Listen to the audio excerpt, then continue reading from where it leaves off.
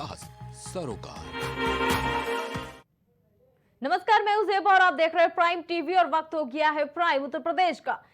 अलीगढ़ के जिला कलेक्ट्रेट में स्थानीय निकाय सफाई मजदूर संघ उत्तर प्रदेश के कलेक्टर पर जबरदस्त प्रदर्शन करते हुए हाथों में पट्टिका लेकर 783 रुपए प्रतिदिन के हिसाब से मिलने वाली मजदूरी के आदेश को उत्तर प्रदेश में लागू कराने की मांग की है। सफाई कर्मचारियों का यह कहना है कि जब केंद्र की सरकार इस आदेश को जारी कर चुकी है तो तत्काल प्रभाव से उत्तर प्रदेश में भी यह आदेश जारी हो जाना चाहिए। लंबे समय से सफाई कर्मचारी मेहनत मजदूरी करके अपने परिवार का पालन पोषण करते हैं। जो पैसे उन्हें मिलते हैं उसमें उनके परिवार का गुजारा नहीं होता। यही कारण है कि उन्हें परेशानियों का सामना करना पड़ता है और मौजूदा समय में जल्द उनकी मांगों को अगर पूरा नहीं किया गया तो वो आगे इससे बड़ा प्रदर्शन करेंगे। संबंध में हमने सरकार से अनुरोध किया है कि जो हमें वर्तमान में मजदूरी मिल रही है 410 वो कम है। जो केंद्र की जो अभी घोषणा हुई है दैनिक मजदूरी की 783 रुपये प्रतिदिन के हिसाब से उत्तर प्रदेश सरकार लगाकर उसको भी हमें शीघ्र दे, ताकि कि जो हमारे सफाई कर्मचारी हैं उनका भला हो सके, क्योंकि कम तनख्वाह में कम वेतन में उनका पालन पोषण, उनके बच्चों की पढ़ाई लिखाई। जिसको काम को जो देखना पसंद ना करता वो सफाई कर्मचारी इस गंदगी को शहर को साफ़ सुथरा रखने का काम करता है, उसमें भी उनकी मजदूरी कम दी जाती है। हम लोगों की मजदूरी कम दी जाती है हमको। तो हमारा अभी केंद्र सरकार ने 783 रुपये का अभी जल्द ही शासन आदेश जारी किया है, तो हम राज्य में भी चाहेंगे कि माननीय मुख्यमंत्री जी 783 के रुपये से पर डे प्रतिदिन के हिसाब से 783 रुपये ने एक ज्ञापन दिया है कि 783 रुपये प्रतिदिन के जो घोषणा हुई है मजदूरी का उसी हिसाब से भुगतान कराया जाए। किसको संबोधित ज्ञापन है? ये माननीय मुख्यमंत्री जी को संबोधित ज्ञापन है, वो हम। संभल में 16 सितंबर को पुलिस और तरुण शर्मा की लाश गन्ने के खेत में मिली, जिसका अब पुलिस ने खुलासा कर दिया है। पोस्टमार्टम रिपोर्ट में तरुण के गुप्तांग और सिर पर चोट के निशान मिले थे। छानबीन में पुलिस को पता चला कि तरुण शर्मा की पत्नी की मौत 10 साल पहले हो चुकी थी और वो अपने छोटे भाई की पत्नी से छेड़छाड़ करता था। ये बात छोटे भाई की पत्नी के पिता रामपाल को बुरी लगी। रामपाल ने तरुण को शराब पीने के बहाने गन्ने के खेत में बुलाया और ईंट से तरुण पर हमला कर दिया, जिसमें तरुण की मौत हो गई।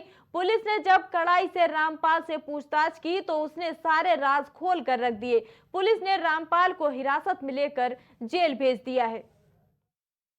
पुलिस ने मौके पे शव को कब्जे में लिया और उसमें पोस्टमार्टम कराया गया और डॉक्टर द्वारा विसरा प्रिजर्व होने की बात बताई गई। फिर उसमें पुलिस ने एक चमन शर्मा नाम के व्यक्ति द्वारा, जो कि इनका रिश्तेदार है, उसके द्वारा तहरीर दी गई थी। उस तहरीर की जांच के उपरांत और मेडिको लीगल एक्सपर्ट से कंसल्ट करने के बाद में पुलिस इस कंक्लूजन पर पहुंची कि इसमें मुकदमे का अभियोग है वो पंजीकृत करवाया जाना चाहिए। मुकदमे का अभियोग पंजीकृत करवाने के बाद में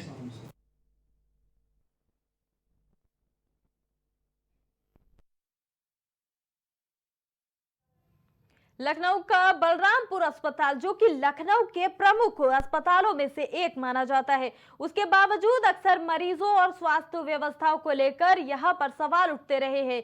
वहीं अस्पताल परिसर में चल रहा अवैध रूप से कैंटीन भी फल फूल रहा है। अस्पताल के न्यू ओपीडी बिल्डिंग के पास एक अवैध कैंटीन सुचारू रूप से चलाया जा रहा है। ये कैंटीन अस्पताल के पास में बने नाले के ऊपर बिना किसी टेंडर या किसी कानूनी प्रक्रिया के कई सालों से संचालित किया जा रहा है। अस्पताल के कुछ कर्मचारियों ने इस कैंटीन के अवैध संचालन पर गंभीर सवाल उठाए। कर्मचारियों का यह आरोप है कि ये कैंटीन अस्पताल के निदेशक की मिलीभगत से चल रही है। कर्मचारियों ने यह भी आरोप लगाया कि मरीजों को गुणवत्ता वाले भोजन का अभाव हो रहा है। सूत्रों के अनुसार कैंटीन न सिर्फ बिना अनुमति चल रही है, बल्कि स्वास्थ्य मानकों का भी पालन नहीं किया जा रहा। इसके बावजूद भी अस्पताल प्रशासन इस पर कोई ठोस कार्रवाई करने में विफल है। सर, आप लगातार हॉस्पिटल को लेकर के सक्रिय रहते हैं, लेकिन अगर इस सक्रियता के बीच अगर बात की जाए जिससे कि अवैध कैंटीन चल रही है, उसको लेकर के आपके पास जानकारी पहुंची है, इसमें क्या कुछ पूरी रिपोर्ट है, क्या कुछ आप कार्रवाई? इसके विषय में मुझे जानकारी हुई है और हम लोग इस पे अतिशीघ्र कार्रवाई करेंगे।